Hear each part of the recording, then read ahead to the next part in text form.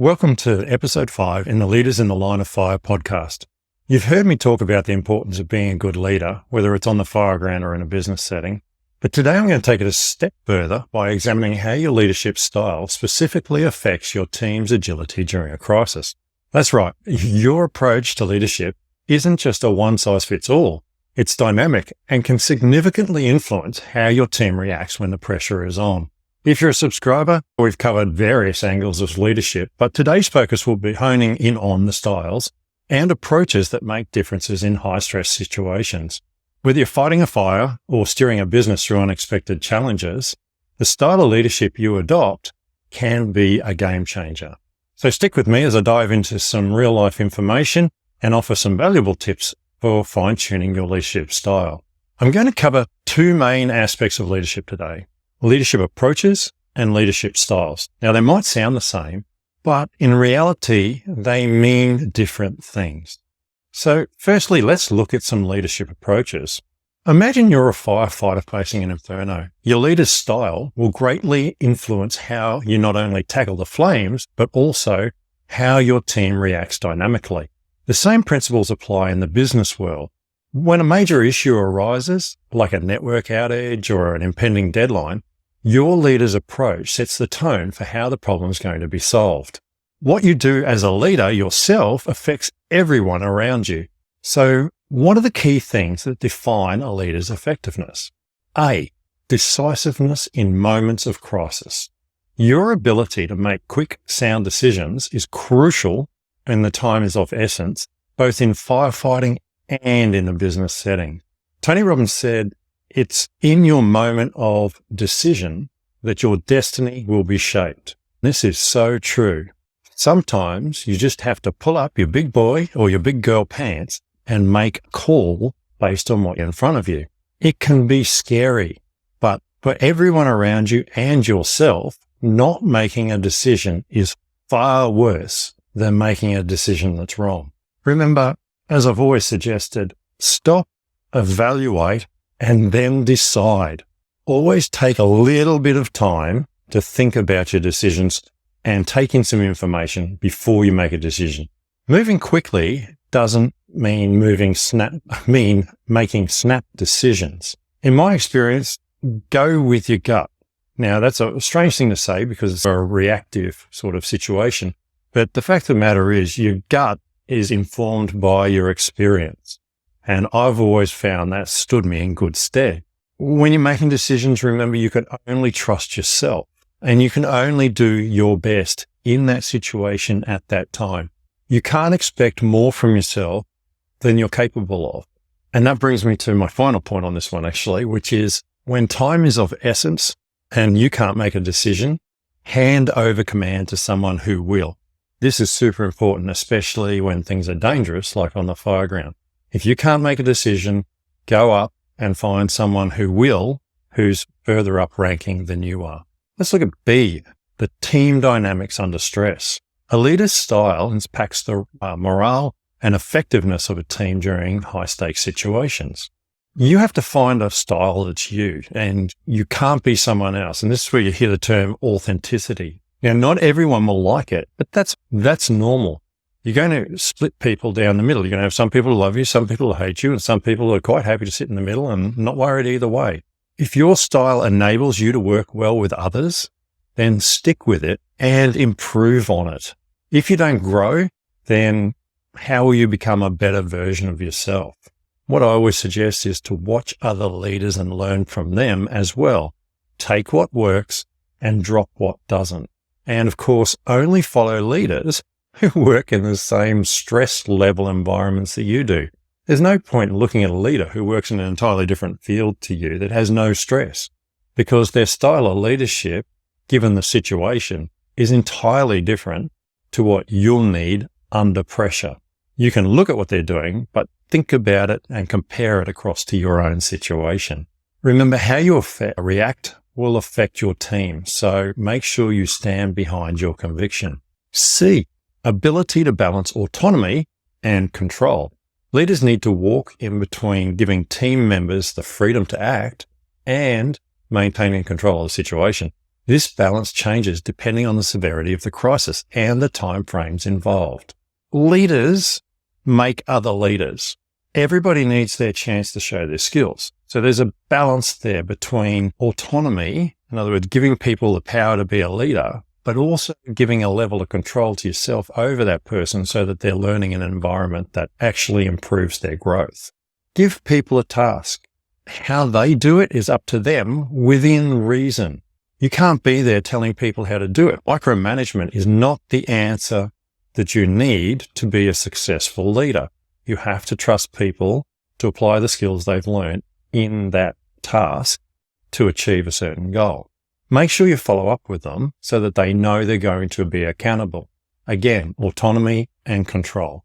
Everyone in their team needs a bit that they're responsible for. And that we see that on the fire ground. Obviously, sector commander gives something to the crew leader gives elements of that to the crew that they're responsible for achieving. So as a team, everybody moves forward together. Remember span of control, which is 1:5. One person can only manage up to 5 other people or 5 teams. You need to trust people to ensure that other people get their jobs done. So in the case of a sector commander trusts the crew leader to make sure that his team or her team get the job done. And this is super important. Passing that trust on is a sign of leadership. It also gives them a chance to lead and each of those people to lead their little section of the job that needs to be completed. I like to think of leadership a bit like an onion, the team within the team. And the span of control gives us that in a way because you've got 1:5, 1:5, 1:5. So as you peel back each layer, you see the next 5 people underneath the next 5 layers. So leadership is always changing, but you need to balance autonomy and control for both yourself and for the people in the teams. When things get tough, it's time to step up and make those hard calls. It might be scary, but the worst thing you can do is not to decide at all.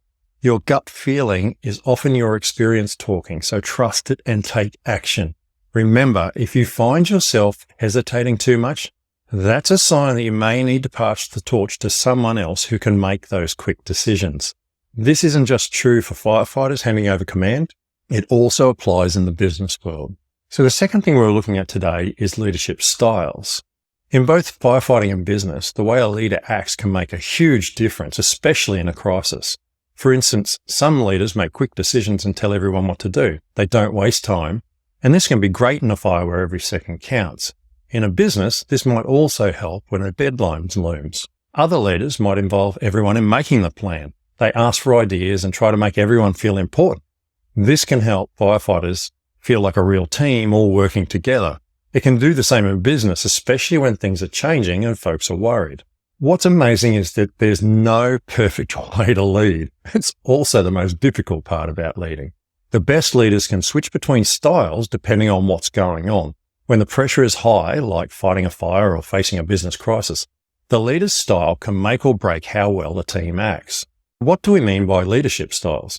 There are authoritative leaders who dictate every move, democratic leaders who seek input from the team, and laissez-faire leaders who allow individuals to make their own decisions. Each style has its pros and cons, and there's probably a dozen other styles as well, but this is just 3 that I think I see most commonly, and you probably see in your life too. Which is the most effective when the stakes are high? Is it better to have one decisive individual or to collect input from the whole team? Let's look at authoritative leaders first. Authoritative leaders have clear vision and direction. They have a strong sense of the bigger picture, and they know how to guide their team towards achieving a specific goal. They provide clear vision and offer a roadmap to success, instilling confidence in their team members. They inspire and motivate. They're generally really skilled at energizing their team, offering inspiration and encouragement. They use positive reinforcement to motivate team members, helping to build a climate of trust and enthusiasm. And lastly, they're open to feedback, but they're decisive. So while they're firm in their decisions, authoritative leaders are also open to input from their teams. They listen carefully, but they are unafraid to make the final call, striking a balance between being approachable and maintaining control. This type of leader probably best describes me. On the fire ground, I feel this type of leadership works best, but I've seen all types of leaders on the fire ground, and they move back and forth between different styles of leadership. And I've seen the same thing in business. Most often, elements such as decisiveness are absolutely essential during times of rapid change. So in a business, if things are changing rapidly around you, being decisive is super, super important. Most often, you will see this sort of leader as the founder of a business or in some sort of controlling position in organizations. The second type of style of leadership is democratic leaders. Democratic leaders highly value the inputs of ideas of their team. They often involve the team in the decision-making process, fostering an environment where everybody feels heard and valued. They're skilled at facilitating group discussions and encouraging collaboration. They believe that the best outcomes come from combining the strengths and perspectives of everyone in the team. And they encourage accountability. By involving team members in the decision-making process, democratic leaders help build a sense of ownership and accountability among team members. This often leads to higher engagement and better execution of tasks. I've seen this type of leader a lot in schools and the education fields. And I feel that they're great when you have plenty of times to do things and you're putting plans in place long-term because you've got time to sit there and discuss and talk about and put different points of view forward, etc.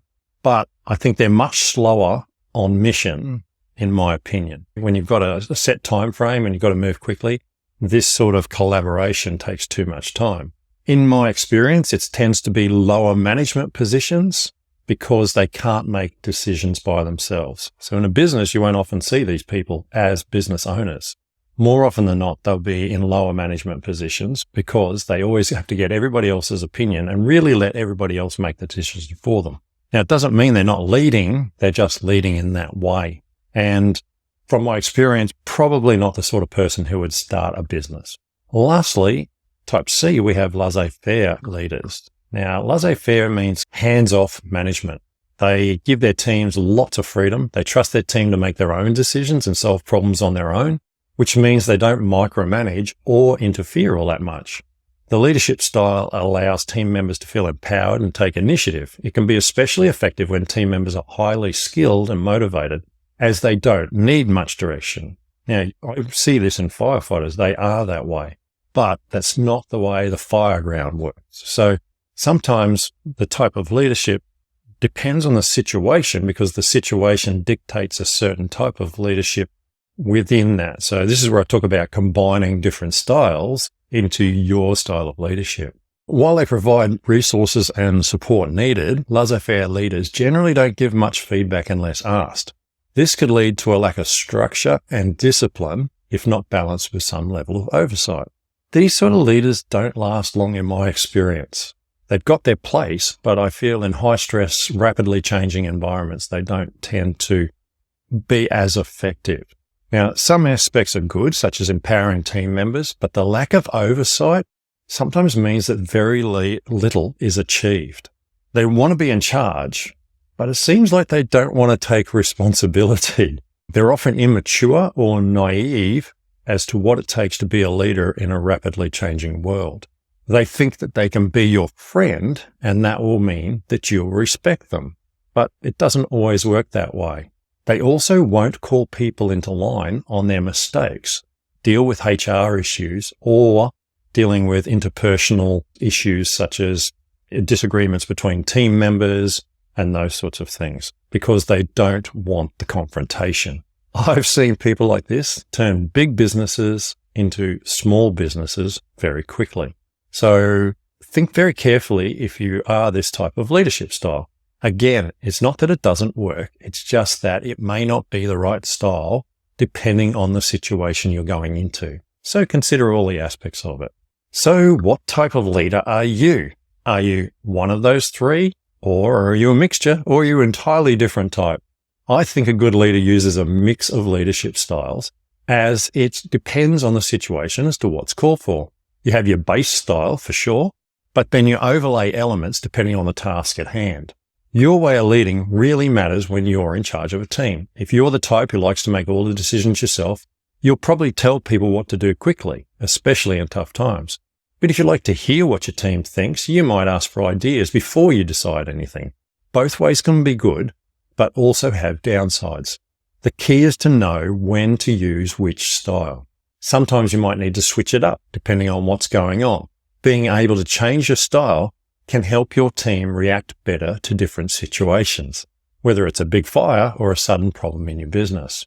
Whether you're leading a team of firefighters into a massive fire or guiding a business project, your leadership style needs to match the situation. If you're always asking for input before making a decision, you might lose valuable time that could be used to contain a fire or meet the project deadline. Quick and decisive action can be crucial in both scenarios. On the flip side, if you're making decisions without getting any feedback from your team, you're operating blindly.